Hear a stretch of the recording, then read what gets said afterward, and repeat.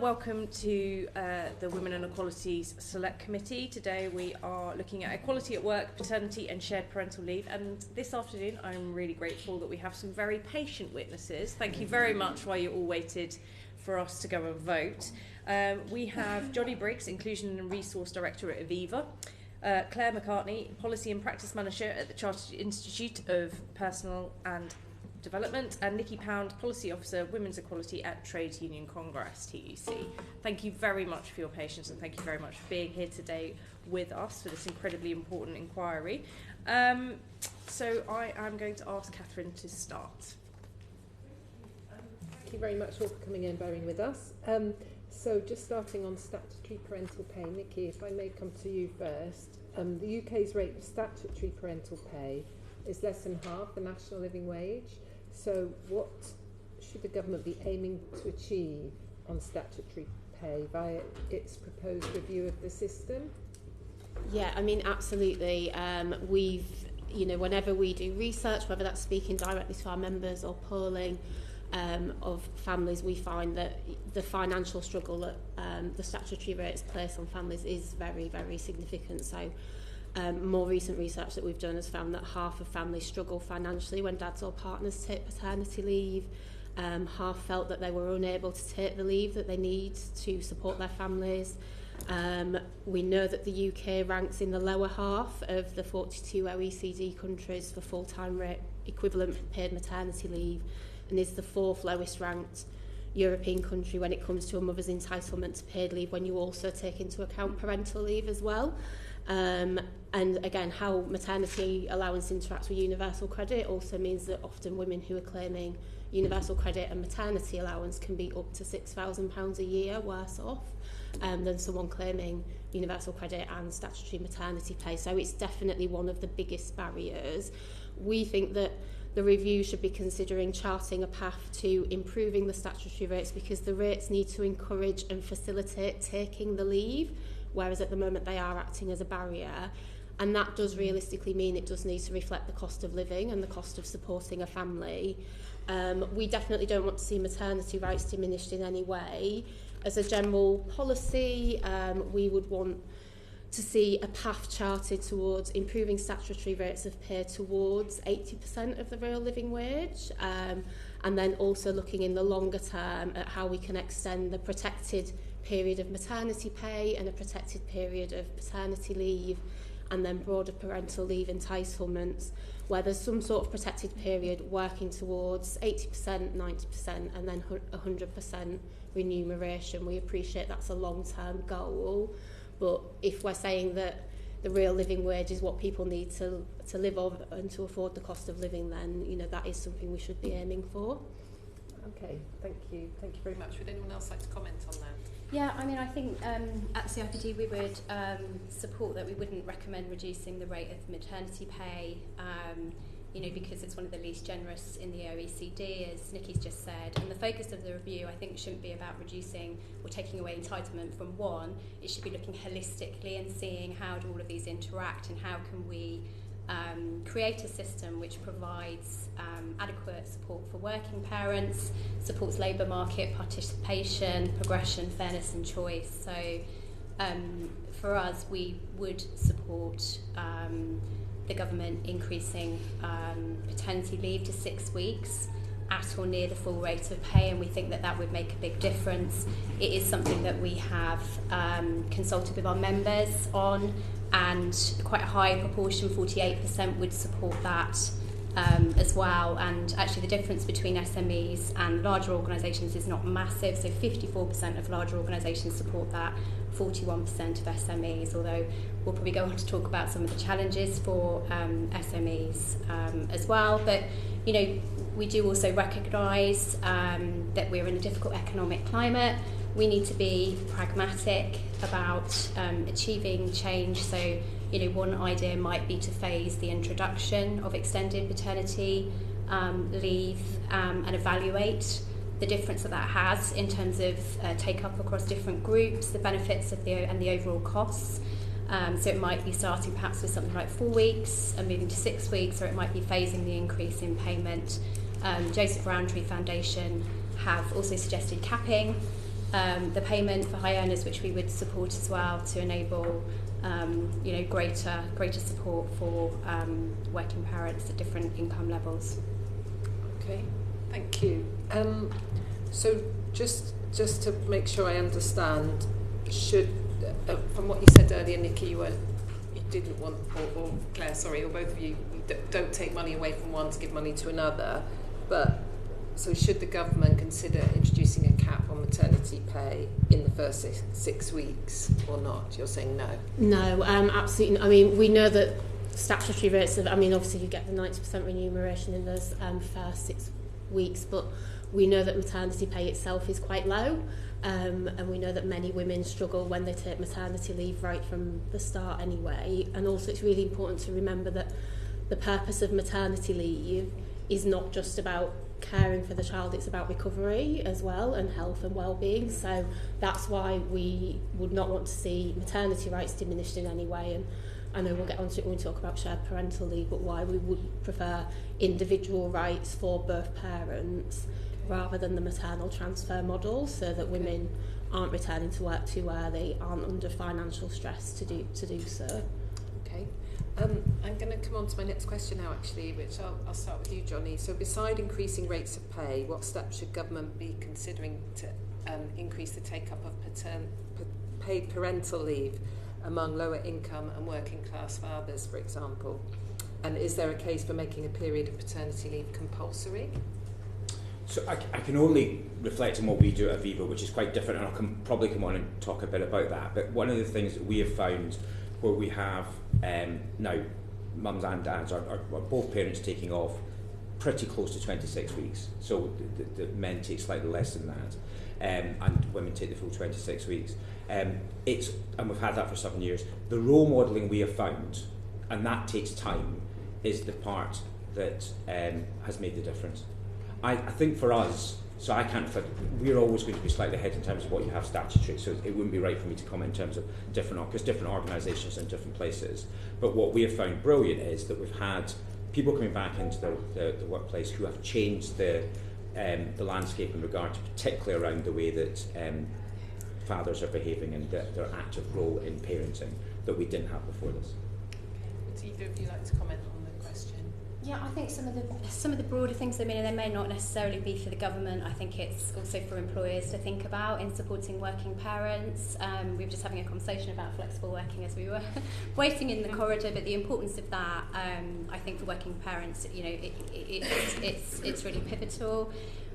Obviously, we've seen a lot of movement around hybrid and remote working. I don't believe we've had the same type of movement for people that are in frontline, non-office roles. So one of our calls, which is more towards the government, is to potentially create a challenge fund so that organisations, particularly SMEs, I think, in some of those more challenging sectors with frontline staff, can trial, pilot different ways of working, because I think they probably need a bit of time to be able to do that and the resource. So yeah, flexible working can make a big difference. I think being transparent about your parents that you have, the sort of policies that you have to support parents, so making those clear on your website if you've got one, or communicating those can make a really big difference. Also encouraging role models. Elliot Ray talks about parenting out loud. I think that makes a big difference within an organisation, people at different levels perhaps taking parental leave, or talking about their work-life balance. Educating line managers, again, I would say is really pivotal around parental leave policies, but some of the wider things that you can do within an organisation to support working parents. And then there's also a piece, I think, around supporting parents to return to work effectively through things like flexible working, maybe employee support groups, coaching. I know you provide coaching at Aviva, which can be really beneficial. So I think some of those wider elements are important. Some of them are things that the government might be able to influence. Others are more about employer good practice. But I guess it's about trying to share that good practice through potentially hearing from good employers, case studies across sectors, SMEs. So does anyone think that paid parental leave should be compulsory? Paid paternity leave. There's so many different types of leave, and it's very complicated, which is, I guess, what we were saying when we were sat outside is the complications and the different types of leave and how they interact is a big barrier, actually, I think. And so simplifying the whole system, I think, would actually really make a difference to families and employers, so that they know how each entitlement interacts and how to administer them. So I think alongside the statutory pay rates, whether that's paternity, maternity, parental leave, I think one thing is about that we would like to see a move towards is having equal individual standalone entitlements, so that it's clear what you're entitled to. It's not about transferring from the mother and that sort of thing, and that will really help simplify the system. I think in terms of paternity leave, we do think that there is definitely a case for extending paternity leave beyond 2 weeks to kind of support shifting the culture, and then encouraging people to then take on more in terms of parental leave and those longer term impacts. I think one thing is the leave and pay does need to be a day one right, because if you can't get access to the pay, or if you can't get access to shared parental leave and it's not a day one right, then that's a huge barrier. We will consult in more detail with our affiliates, but I think in terms of a compulsory element that says when you need to take the leave, I think we would be a little bit cautious around being too prescriptive, and that's not to say that the general trend wouldn't necessarily be that most people do take it in those early days, but I think building on the recent changes to paternity leave that gives families a bit of choice around how they want to break that leave up, because I think for us one of the things the system does need to do is give families a genuine choice about how and when they manage those caring responsibilities in that early period and going forward. So we would sort of like to see the entitlements extended, but incentivising take up by having a use it or lose it approach, obviously more generous pay rates, and building on that flexibility of recent changes, and also looking at things like employment status and the eligibility criteria. We know that that particularly impacts a lot of low paid and self-employed families. And again, the sort of complexity of the different entitlements is actually a huge barrier, I think, for everyone who's trying to sort of figure out how this works. So I think some of those things could help to shift the culture in the interim and then in the long term as well. Thank you, Rosie. Thank you, Chair. Jonny, could you, apologies for being late, by the way, we've got kind of on and off votes and I'm going to have to go again in a minute, but could you explain to us what Aviva's enhanced parental pay offer is and how did you arrive at that rate? Yes, so we've had it now for 7 years, and it is equal parental leave, which is supposedly, I'm just adding another terminology, but the idea being parents will get paid for 6 months, albeit you're entitled to take 12 months. We've had over 3,300 people that have now taken that, and we have that in all our markets, so it really stands out. Some markets where that's not the norm, particularly Canada, but we have it in UK, Ireland and Ireland. What we've found is that the average for mothers is 26 weeks. They take the full 26 weeks off. When we introduced it for men, it was 21 weeks was the first year, and then we got it up to close to 25 weeks. I have to say I've just done it before coming to this to check in the past 12 months actually it's gone down slightly, so we're kind of down at kind of 22 weeks. We're constantly trying to find ways to make sure that fathers take the full 26 weeks, because that to us is the big thing that can work in terms of role model.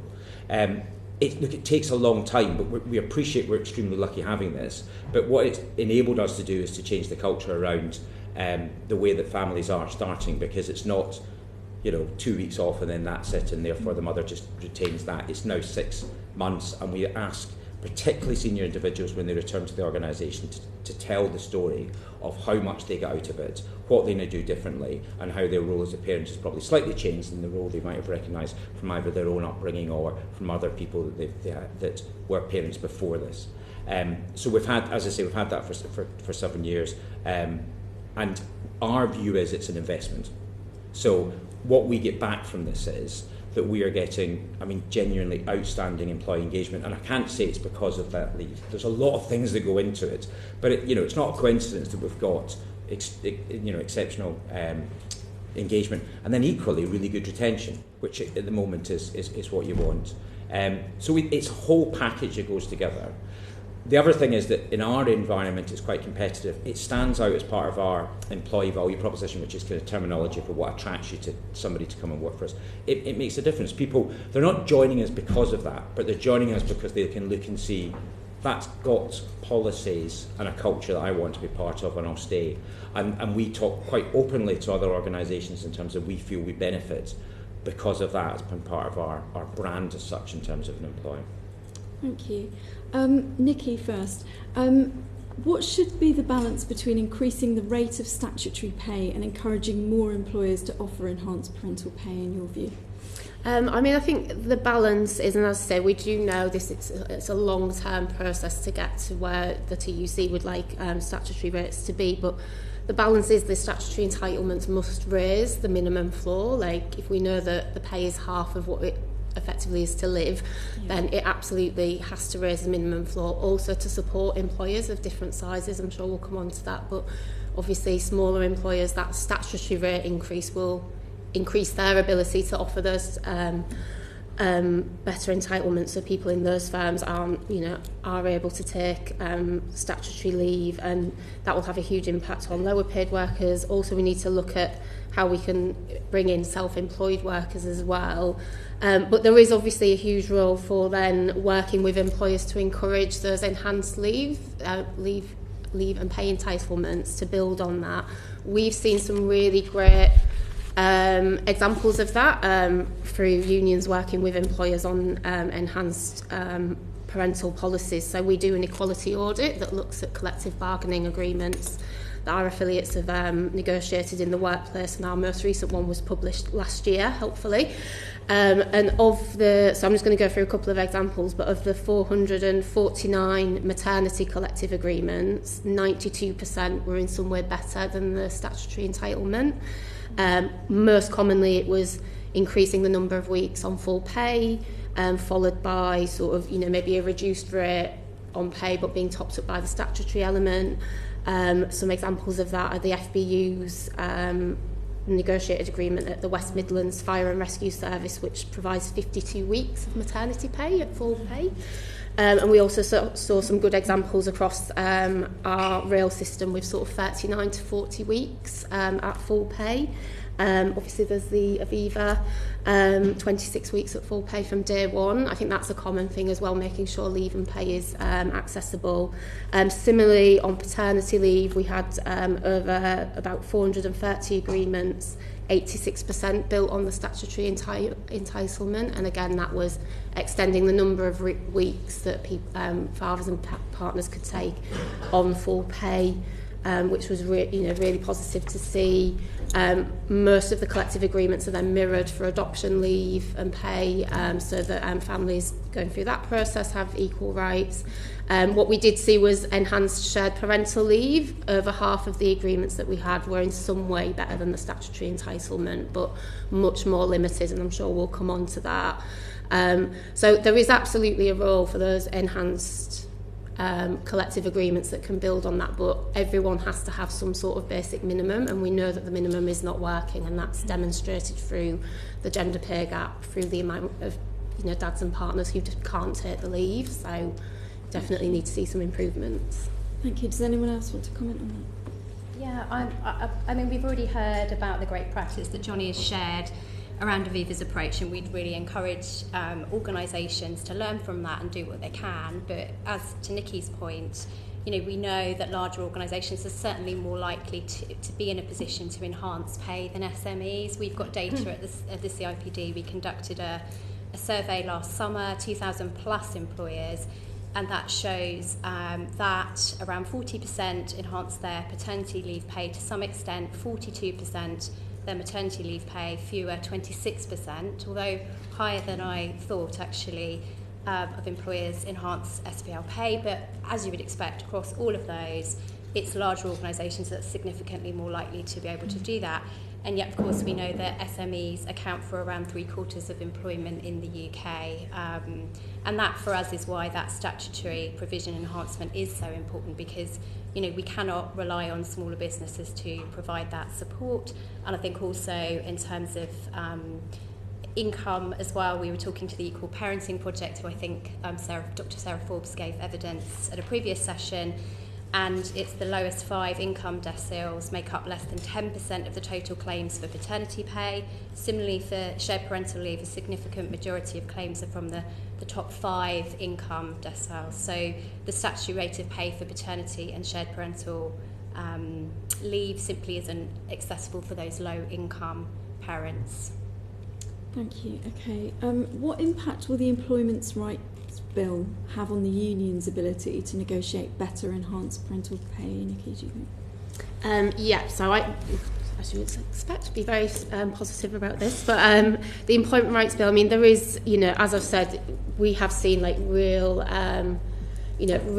wins in the workplace for workers where unions have been able to bargain with employers, and it is about working with employers and negotiating with them. It's not about enforcing in that sense. So, having more enhanced collectively agreed sort of policies will directly flow from the Employment Rights Bill. We know that the bill is going to give trade unions better access to workplaces. That's particularly important for the private sector, where a lot of our union density is in the public sector.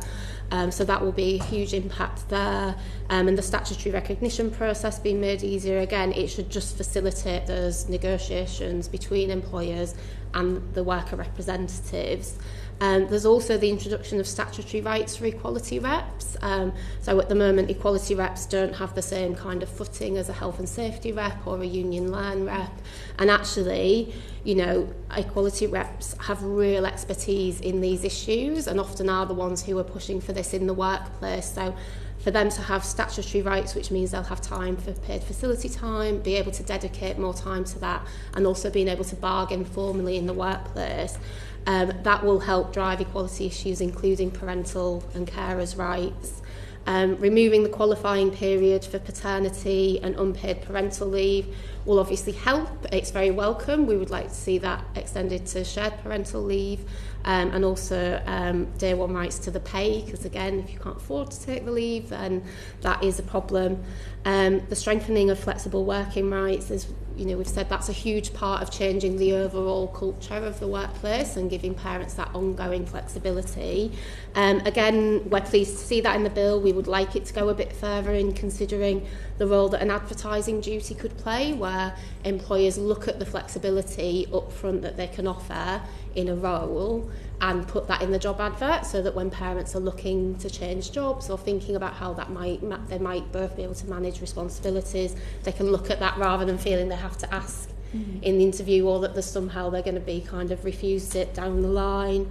And obviously the gender pay gap action plans, I think, as well, are a really key area, because in thinking about how you would close your organisational gender pay gap, it will mean that you will have to think about policies around parental leave, carers leave, what is the recruitment and retention of parents in the workplace, what are the progression opportunities. Like, these are all factors that we would hope a good action plan would at least consider, and then you can start thinking about how does that all interact. So yeah, lots of good stuff in there. Sounds really positive. Thank you. Nikki, the TUC has noticed that employers are less likely to extend enhanced pay to shared parental leave than to maternity, paternity and adoption leave. Do we know why, and what can be done to address this? And then maybe the others want to come in on that as well. Yeah, so as I say, our equality audit, where we had some examples of shared parental leave, we had 346 enhanced agreements.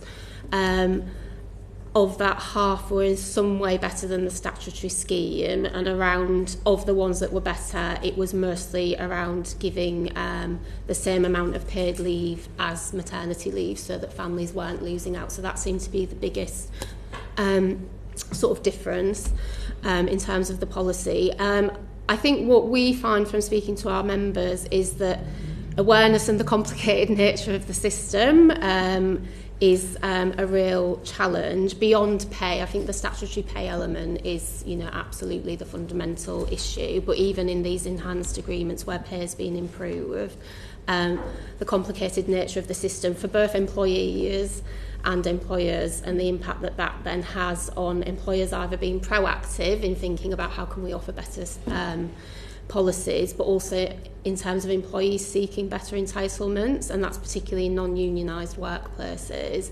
And I think the government's own evaluation found that 15% of the respondents just didn't even know they were entitled to take the leave. So, you know, that's a huge issue there. I think there's a cultural factor as well, in the sense that I think from what we hear from members in their workplaces, that shared parental leave is still seen as a bit of a nice to have if you can afford to, and if you can do it in a way that maternity leave is maybe seen as actually more of a like you know you should and must take this. And while paternity leave does exclude a lot of people because it's not affordable, I think there's a sort of acceptance that like it's part of that system now, whereas shared parental leave seems a bit like a nice to have if you can afford to do it, and I think that reinforces the care gap. And I think that's why we think the entitlement should be changed to an individual, non-transferable right, supported with better remuneration and like less arbitrary eligibility criteria, because it sends a very clear message that this is important and that we want families to share the responsibilities. And I think international evidence as well, which we've put some evidence into our submissions, shows that where you do have those individual rights, take up is better, and dads and partners do tend to take more leave than in the UK. Thank you. Do either of you want to come back? Yeah, just to that point actually, we'd cited OECD research which shows that the seven countries with the highest male shares of parental leave users all have father-specific entitlements to paid leave, so that supports Nikki's point there. I think it's a bit of a vicious circle really. So as we know, there's much lower awareness of shared parental leave compared to the other types of parental leave amongst employers, but also employees as well. It's seen as more complicated to facilitate, and therefore I think potentially becomes less of a priority for employers to enhance the provision. It's also a longer provision to enhance than, say, perhaps paternity leave if they're looking at kind of a fewer week entitlement. So I think there are things certainly that we could do in terms of reviewing eligibility, trying to make the system less complicated, communication, all of those sorts of things that we'll probably go on to talk about that might help that situation. But again, I'd say sharing those examples of those really good employers that are enhancing shared parental leave and how it works and who it's benefiting and how it works for their workforce and supports retention and progression is really important. Thank you. The only comment I would add is that, not knowing a lot about this, it went to speak to the kind of others in the market and said, what's your view, what's that? And the only thing that constantly comes back is it's complicated to them, and you ask what's complicated about it, they don't quite know, and I suspect it's got a perception of being complicated, even if it is might be complicated. But I think that what's come out from what Nikki and Claire said, from what speaking to others, actually, I don't think people properly understand, in terms of what the differences are and what they're entitled to. Thank you. Thank you. Just to say as well, I think when we last did some research on this, which was 2023, we did some polling, and one of the other things that was a barrier for employees was the maternal transfer model, because actually a lot of partners were saying, well, my partner doesn't want to have to give up a portion of their maternity or adoption leave in order for me to take the leave, even though we would love to do that as a family. But again, the purposes of that leave is, it's different. So I think that is also, again, why we would want individual entitlements. Thank you, Rosie. Yes, Nikki, that is what we'd heard from previous panels as well. Thank you. David. Thank you very much. Jonny, coming to you if I can. Less than half of employers who are actually aware of the statutory shared parental leave scheme are satisfied with it. So what do you think is driving that dissatisfaction? Again, from our perspective, I can only tell you what we do in regard to Aviva, because I wouldn't want to speculate in other organisations, and I can only tell you that. And I would just emphasise the massive plus you get from an organisation when you do something really well. And so that's the only thing I would say is, you have a high and a pride in having something that is generous, and we're lucky to have that, but it's generous to others. So fortunately, probably doesn't help you particularly, but I would tell you that if you push people in the right direction, there's a massive upside to the investment you put in. Thank you. Claire, what's your views on that? Yeah, we've spoken about it, but I think the main driver of dissatisfaction is the perceived complexity, whether it is complex or not, but the perceived complexity of the shared parental leave system. So I think trying to simplify that for both parents and employers to navigate, also potentially providing some legal support to enable all parties to understand the rights and the processes would be helpful, as well as enhancing statutory pay provision. That would help the uptake. But I think there are further things that the government could potentially do around this. So I think perhaps a communication campaign would be really helpful around all the different types of parental leave, because it is a confusing system. Maybe providing template policies could be helpful, which could be used by HR professionals and managers, particularly in smaller organisations. Case studies, we've spoken about that, but also promotional materials that people can put in their workplace settings as well, because I think we think a lot about kind of knowledge workers. There's a lot of people actively in the workplace that might not have access to an intranet, for instance, so making those those materials clear to them. Educating line managers, I think really, really important. Often your line manager is your first port of call in terms of these types of issues and support for working parents, so making sure they understand what policies you have and where they can go to get further information. And then I think also one of the other points that we put in our consultation was just perhaps government working across different departments, like the Department for Health and Social Care, to give expectant parents early information about shared parental leave. So, for instance, some information on a MAP B1 form could be helpful, because that's before people have already decided, right, I'm going to take my maternity leave provision. Actually, it may be more beneficial to take shared parental leave. So I think there are a range of practical things that might be helpful. That's great. So obviously Claire thinks it's really important that the government do some stuff to promote awareness of the scheme. Do Nikki or Jonny, do you think it's important the government do more? And if so, would you suggest anything else on top of what Claire's suggested?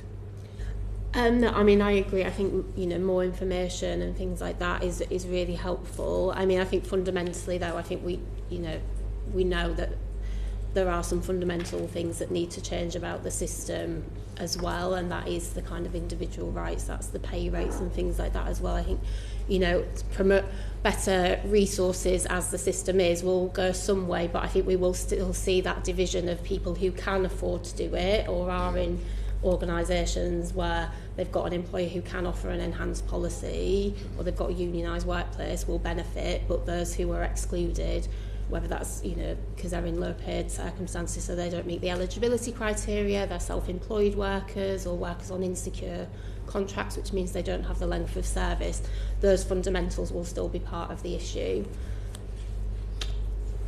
That's interesting when you talk about some of the barriers and actually looking at smaller private sector employers. Do you think there are barriers to them promoting and driving the take-up of SPL to parents? And if so, what do you think those barriers are, Nikki? Yeah, I mean, I think for employees in those smaller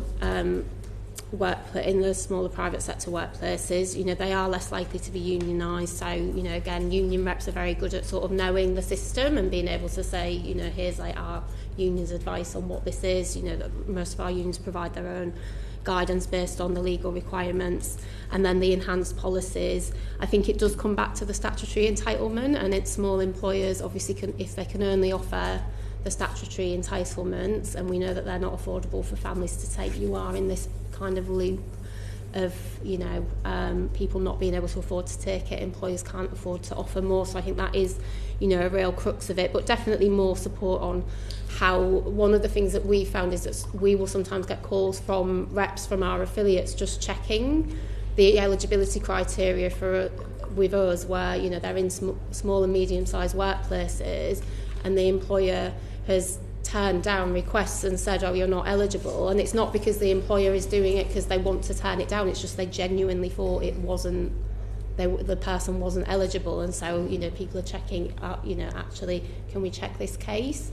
So I think there is, again, it's around giving more support as well and information on the complexities and how to navigate them, and those sorts of resources would help. I mean, the government's own evaluation found that it's older parents who are professionals in higher paying employment, probably based in London and working in the public sector, that are more likely to take shared parental leave as it currently stands. So I think that kind of tells you the types of barriers that employees who aren't in those categories and employers who aren't in those categories are facing. So yeah, I think the complexity and giving support around that would definitely, challenging that would definitely help smaller employers as well. And obviously with shared parental leave, you're having to negotiate with another employer if you're having to figure out what portion of the maternity leave is going to be transferred. So that adds another layer of complexity for, you know, HR teams and whoever's managing that. And again, if you're a smaller employer with much more limited resources, it's just another barrier to kind of being able to implement and offer it effectively and sort of get your head around it. Okay. So just jumping to you, Claire, actually on that. So do you think it's inevitable that any shared parental leave scheme will involve a level of complexity that's just too challenging for small businesses without professional HR departments?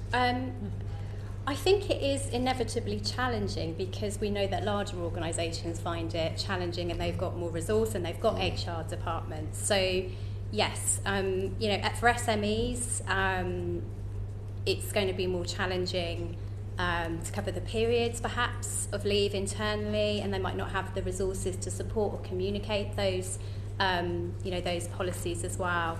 I mean, thinking practically, some of the things that might help SMEs, as well as simplifying the current system, looking at the, you know, the statutory enhancement, providing some legal support, I think would help. I do think some kind of illustrative toolkit or flowchart, kind of giving you an image of the steps that you need to take for shared parental leave would be helpful. Also communicating some of the existing financial incentives for SMEs to encourage organisations to promote policies, case studies. But I also wanted to share that I think that there needs to be better publicly funded HR support for smaller firms.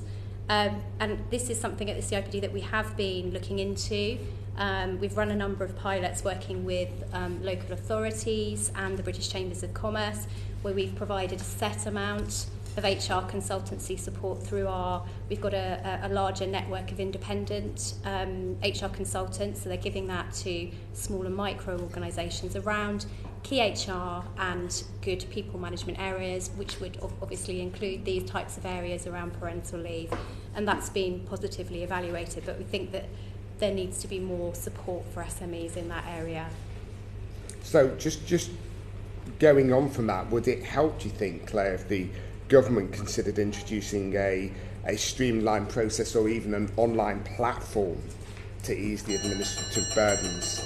I think absolutely something like an online platform would be helpful. It might take away some of those administrative burdens, but it would need to kind of sit alongside the other elements. Yeah. Sorry, as you can hear, the bells have just gone. We are going to have another vote. Suspending the sitting. Order.